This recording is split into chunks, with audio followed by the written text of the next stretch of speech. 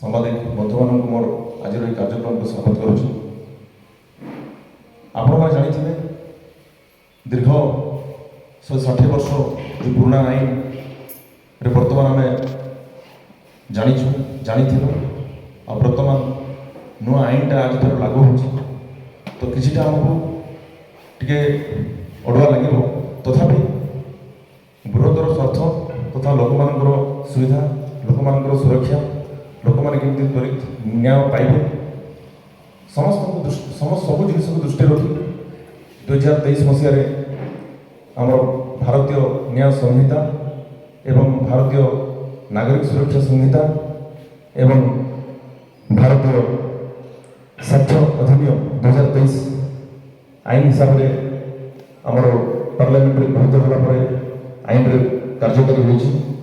ଆଜିର ଦିନ ତଥା ମାନେ ଆପଣଙ୍କର 1 ଜୁଲାଇ 2024ରୁ ଏହି ଆଇନଟା ଲାଗୁ ହେବ ସାରା ଭାରତବର୍ଷରେ। ଯଦି ମୁଁ ଏହି ପରିପ୍ରେକ୍ଷୀରେ ଆପଣମାନଙ୍କୁ ଗୋଟେ ଜିନିଷ କହିବି କି ଆମକୁ ଯେତେବେଳେ ଯେଉଁ ସରକାର ନିୟମ ପ୍ରାବଧାନ, ଲୋକମାନଙ୍କର ସୁରକ୍ଷା ସୁବିଧା, ନ୍ୟାୟର କଥା ଯେତେବେଳେ ଉଠୁଛି, ନିଶ୍ଚିତ ଭାବରେ ଆମେ ୟାକୁ ଗ୍ରହଣ କରିବାକୁ ପଡ଼ିବ।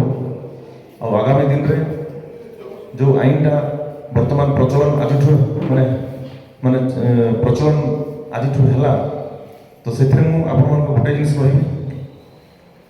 ଆଗରୁ ଆପଣମାନେ ଜାଣିଥିବେ ଦଣ୍ଡବିଧାନ ଆଇନ ମାନେ ଇଣ୍ଡିଆନ୍ ପେନାଲ କୋଡ୍, ଯେଉଁଟାକି ବ୍ରିଟିଶ ଅମଳର ଆଇନଟା ଥିଲା। ତାହା 511ଟା ଦଫା ଥିଲା, ମାନେ ଦଣ୍ଡବିଧାନ।